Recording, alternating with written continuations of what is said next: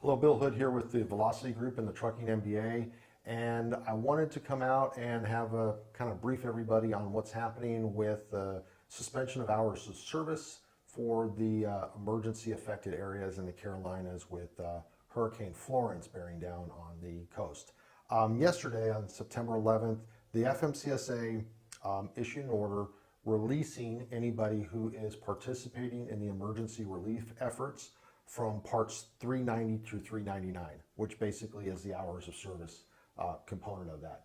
Now, what I wanted to come out with is, first off, the order that they issued. In the description, there's a direct download link that you'll be able to get a copy of this, and I recommend anybody who is thinking about participating and running and suspending their hours of service under this is that they download and they read this and they understand it, and they either contact us for some clarification if they have questions or contact the FMCSA for additional clarification. Make sure you're protecting yourself and your company and that you know you're doing the right things.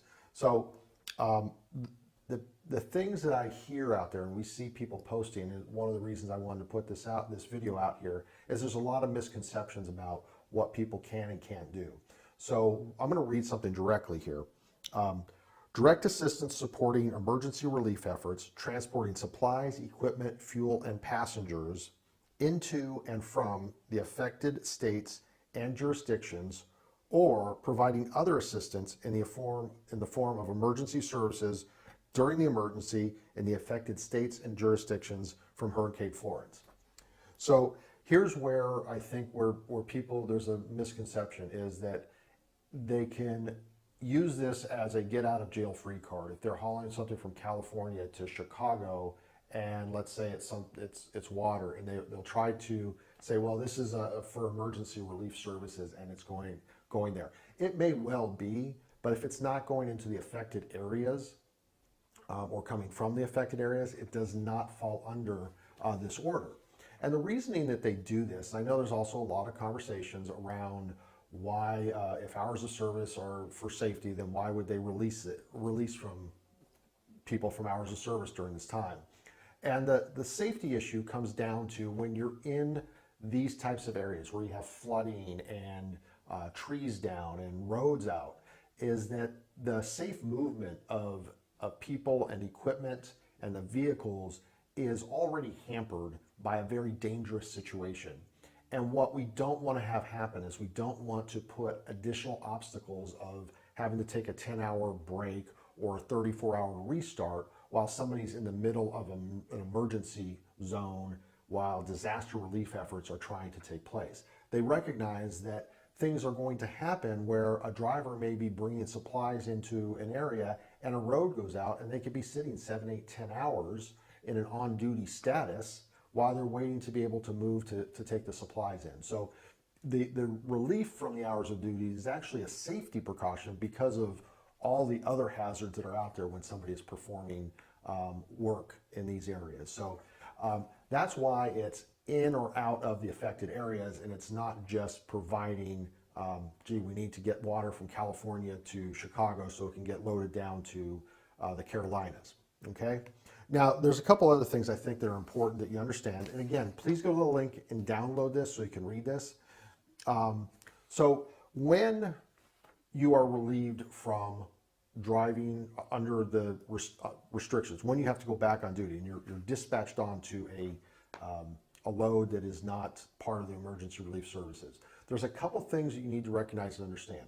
So first off is, as soon as you are dispatched on a load that is not part of the relief services, you are then back under the hours of service, back under parts 390 through 399. The driver can request up to 10 hours of rest time before having to move. So it's not a full 10 hours, but he can request up to 10 hours. Says, hey, you know what, I need a couple hour break before I take off. And as a carrier, you're required to allow them to have that. The other thing is the driver can still move from the affected areas to their location, general location of dispatch, while still being relieved from their hours of duty standards or status. Now, the final piece of this that is a requirement is that once that driver, before they actually come back under the regulations, they have to take a 10-hour break. That's a mandatory 10-hour break, just like they would take a 10-hour break at the end of their duty status before they start coming back onto back into hours of service regulations. So these are some very important things that people need to understand. Now, a couple other things you may want to take a look at to protect yourself as a driver and also as a carrier. Number one is make sure you have downloaded a copy of this and you have this with you in the truck. And if you're a carrier, that you make sure you have this in the files for potential audits so you have access to it. The second thing is what you're going to want. If the bills of lading don't have something that specifically says this is for emergency relief, for FEMA, for the Red Cross, for something having to do with emergency relief, make sure that your customer or the broker, whoever you're getting that freight from, will give you a document stating that that's what this is for. It is not a hard document to get from anybody who's doing something legitimate. Now, I get that taking something down, taking water, taking wood, taking any kind of supplies down into the Carolinas during this is probably just the fact that the address that you have on the bills of lading are there is not going to be, should typically be enough. But do everything you can to protect yourself. Last thing you want is to go through an audit and to not be able to justify why you had a driver out there running, not obeying the hours of service. So if you have any questions, info@velocitygroup.com. It's down in the description link. Again, download this. We're happy to answer any questions if you have need any clarifications on this. As far as using your ELDs, that's something you may want to contact your ELD provider to see what the best way is for logging while you're doing that, whether you just want to turn the logging off or if they have special provisions for you. All right, thank you very much.